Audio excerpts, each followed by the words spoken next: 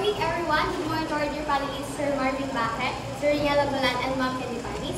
In partial fulfillment for the requirements of inquiries, immersion, and investigation under the academic strand of Science, Technology, Engineering, and Mathematics, we present to you our research study. So we are the group 3 from STEM to 8, and our research is entitled Gadget Dependence and Reading Comprehension in English of Senior High School Learners, specifically those who are in grade 11. And before we formally start, we would like to introduce ourselves first. I am Pauline Dantas, together with Barbara Luis Medina Caray, Roseanne Balulo, Noemi Mariel Fernando, Kevin Patrick Olata, Diana Rose Pidea, Patricia Candanan and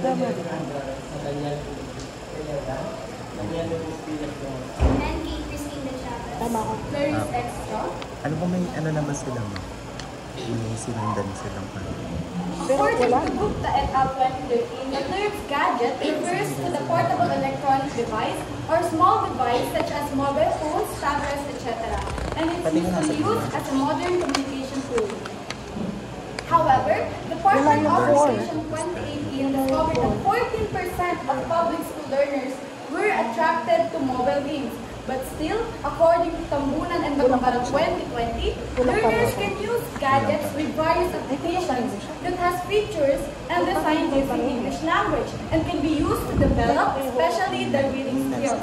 But still, it will depend on the user. On learners' reading comprehension, that is defined as the ability to understand, interpret, and extract meaning from the text. It is also include decoding words, understanding syntax, and grammar. The Bruin Paderaki et al. 2015 found that as students progress in their mastery of academic and professional abilities, reading helps them develop their comprehension independence in complex text structures such as they can connect ideas, understand difficult concepts, and analyze the material simultaneously. Proficient readers typically have higher comprehension levels. And the research gap of the study, where the researchers observed that there is a lack of studies between gadget dependence and reading comprehension in English. It was also observed that most learners rely on gadgets. And according to Program for International Student Assessment, PISA 2018, the Philippines ranked lowest out of 79 countries in reading comprehension, while senior high school learners, especially grade 11, requires advanced reading comprehension skills. Especially it is because, according to Gani et al. 2019, senior high school students are expected to have mastered the comprehension skills of reading English at an advanced level. This because most likely at the level of structures like our subject like basic calculus or physics, where it requires a much higher advanced level of comprehension. And the purpose of the study is to gain knowledge and to look into how learners' gadget dependence affect their reading comprehension in English. In today's generation with advanced technologies, gadget plays an essential role. Hence, wherever the learners are, they are using gadgets. Furthermore, this can let people know the relationship between the learner's gadget dependence and their reading comprehension in English. And to know the importance, Ms. Kirai will show the rationale of the study. For the rationale or the main objective of the study, it is to know how grade 11 learners at History High School's dependence on gadgets affects their reading comprehension in English. Studying the effects of gadgets among senior high school learners helps determine if they are truly helping them or not. In addition, this study also aims to know if depending on gadgets has an impact on reading comprehension in English of senior high school learners at History High School. And to discuss the problems that our study will address, let's have Ms. Balu.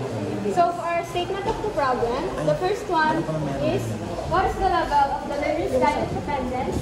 Next, what is the level of the learner's reading comprehension in English? And there is a significant relationship between the learner's gadget dependence and reading comprehension in English. And lastly, what reading programs or activities can be proposed to improve the learner's reading comprehension in English? And to discuss the review of related literature and provide current knowledge of the topic, here's Mr. Tan. According to Alifin 2021, in the study of Apparently at EFA 2022, stated that it is essential that we optimize technological advancement to enable students to move beyond textbooks and learn to utilize the internet to access reading books, thereby enhancing the learning process. As we move towards an increasingly digital world, it's becoming evident that students who possess the ability to navigate technology will have a significant advantage in the future. These students will not only broaden their horizons but also improve their educational outcomes, placing them in a better position to take advantage of future opportunities. Mr. Chavez will continue to discuss the related information.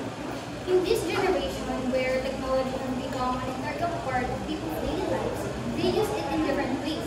Some will use it when playing, communicating, especially when eating. This proves that no matter what people do, they are dependent on gadgets. As Arifin said in his literature, people should use or take advantage rather of the technological advancement, such as using internet to access free ebooks or any apps that require students or learners to use their reading skill. Therefore, their gadget dependence can be used accordingly, and in this way, their reading comprehension can be used and will somehow improve. For further explanation about reading comprehension, Mr. David will read a related study about As indicated in the study of humanity and agriculture, it implies that the relationship between reading motivation and reading comprehension. Reading comprehension is a difficult process because the students should be able to raise the written word and decode the vocabulary and recognize the meaning. English language learning shows that reading comprehension is the main factor which should be focused on English language speaking. Therefore, reading comprehension is one of the main important elements in English language learning for all students because it provides the basis for a substantial amount of learning and education. To discuss more about the related studies, please listen. Thank you, Mr. David. So, to add more context, reading comprehension in English is important. That is why it needs attention and focus in this part of education. However, learners can improve their reading comprehension. Taking advantage of technology is one of the ways. And gadget is here. As what Mr. Chavez have said, technology is a positive impact if it will be used correctly. So, here's Mr. Rizal for the significance of the study. For the significance of the study, the findings of this study will be highly significant and beneficial for the parents. First, senior high school learners. This study can help them understand the relationship between gadget dependence and reading comprehension. It can also help their performance in an efficiency manner. They will find this study helpful as it provides information about the relationship between their reading independent and their comprehension of reading English language. Provide knowledge to enhance their teaching methods and improve the performance of their learners. To parents and guardians. Since parents or guardians are responsible for their children, this study will help them know the advantages, disadvantages, and limitations for being dependent on gadgets.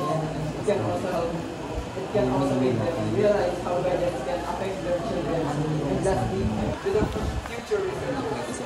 This research can serve as a basis or reference for researchers who plan to conduct any related studies regarding the learner's gadget dependence and reading comprehension to further discuss.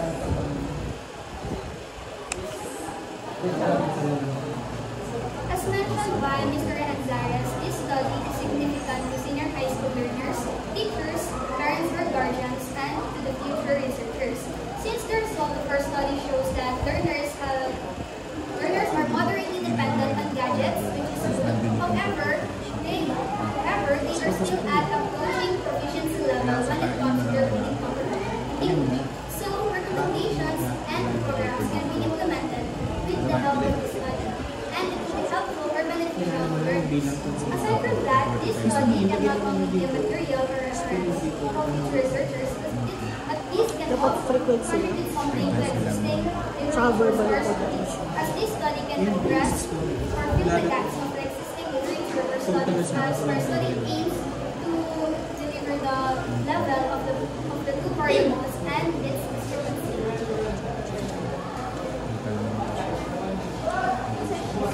To determine the relationship between gadget dependence and reading comprehension of grade 11 students. A correlational assignment is used to the use of correlational design. The research shows to identify any significant relationships between the two variables. We want the increase in approach must use according to the study's goals. Here we use a correlation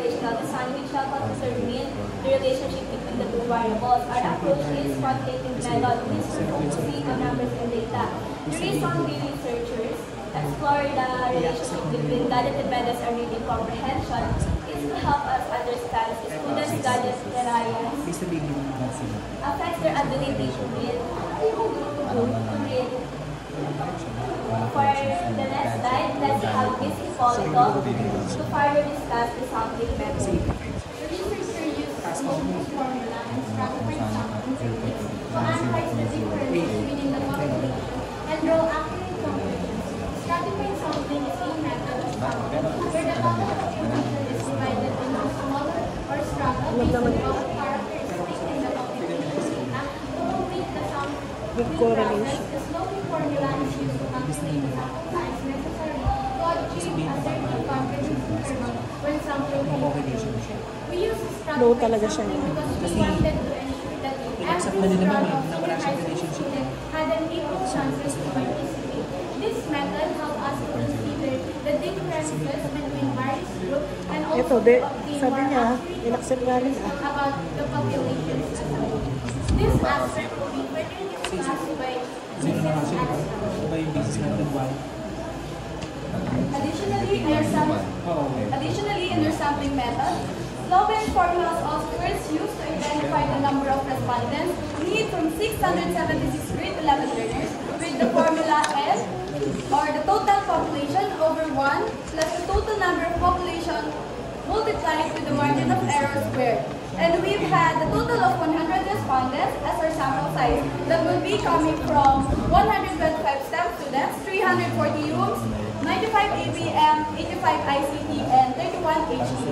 And we proceed to stratify sampling to identify the exact number where we need to divide the total number of students in each run over the total population multiplied to 100 or the sample size or the strata size. And to summarize, let's have Ms. Cortado and Mr. Vilatan. For the summary, the findings address specific questions based on the beginning of this research. Firstly, the dependency level of Diverse relationship. is identified moderate independent on gadgets, which is based on the mean value 3.084.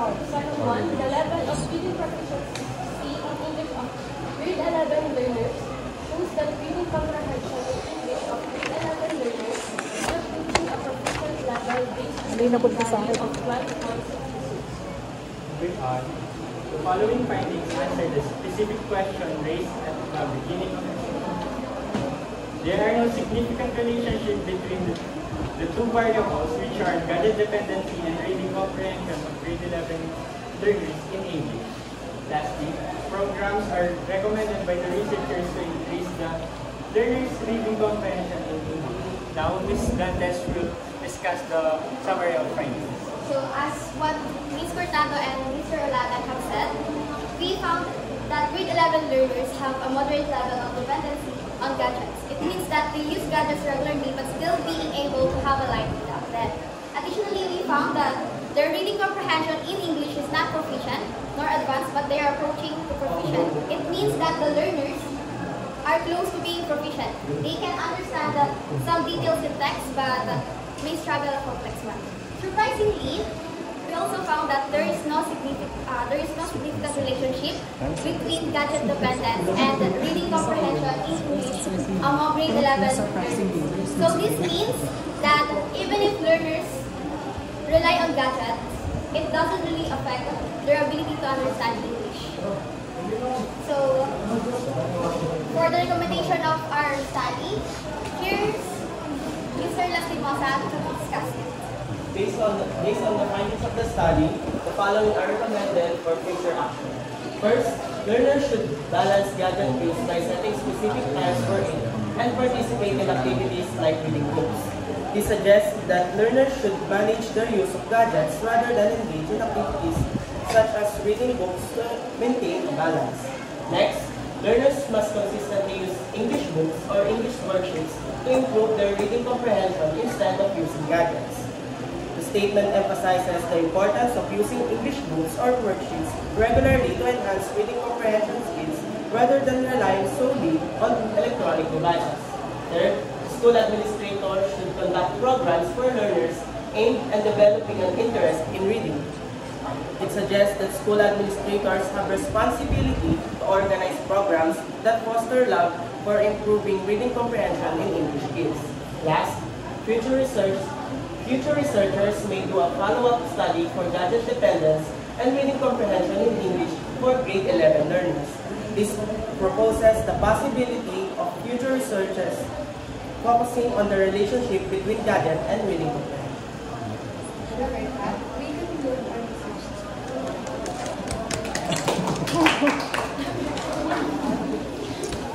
Miss Karan. Ayan. Miss Karan, oh.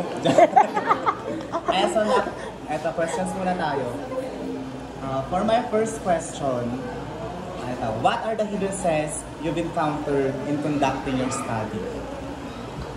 While we conduct our study po, ang experience po namin is parang sobrang dami po or haba po mga questionnaire na din po namin ipasagot sa mga grade 11 learners. Kaya po ang ginagawa po namin, imbis na iniwan po namin yung mga questionnaire po namin, ang nangyayari po is dinadala po namin sila isa-isa sa classroom.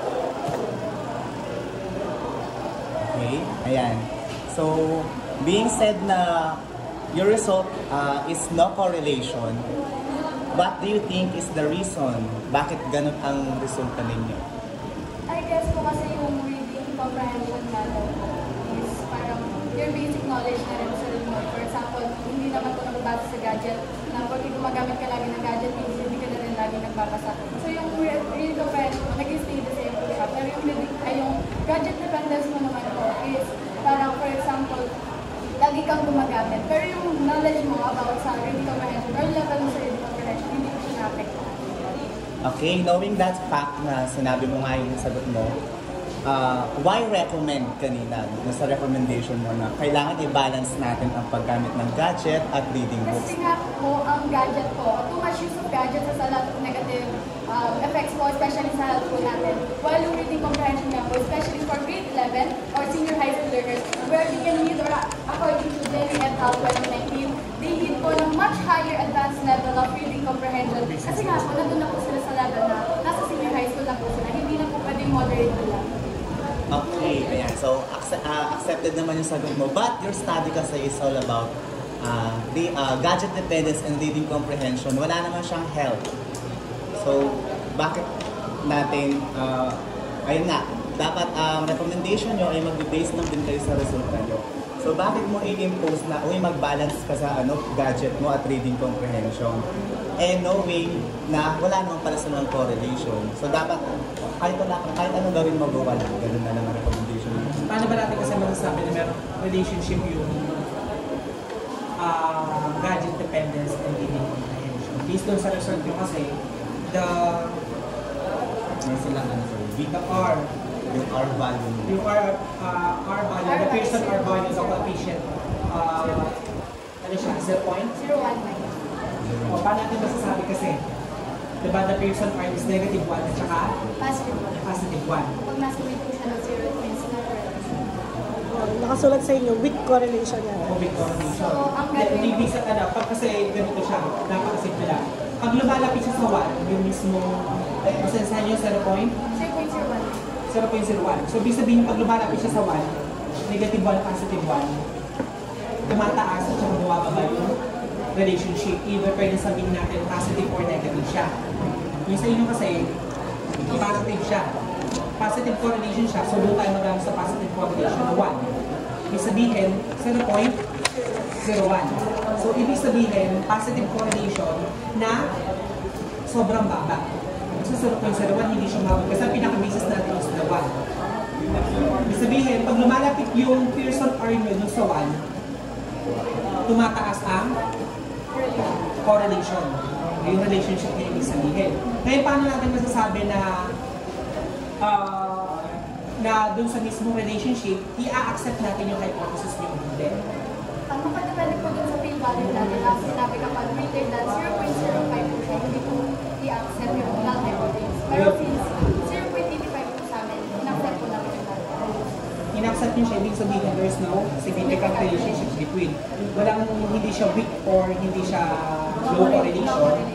ibig sabihin wala siyang recommendation. Based dun kasi, sa mismo reason, we are not allowed to recommend something kung halimbawa naman na wala naman talaga siya na dapat ika-recommend. For example, with regard to sa gadget dependency and sa reading comprehension, na wala naman siyang correlation dun sa recommendation ninyo na bakit katulong sa amin sa bakit ka mag-recommend regarding sa gadget, using of gadget dependency with regards to sa reading comprehension kung wala naman sa relationship. Oh, paano ba yung basis natin for the recommendations dun sa chapter 4? Ano yung pinaka-basis natin pag nagbibigay tayo? The result at saka yung mismo yung nagiging basis natin for recommendation ng chapter 4. Result at saka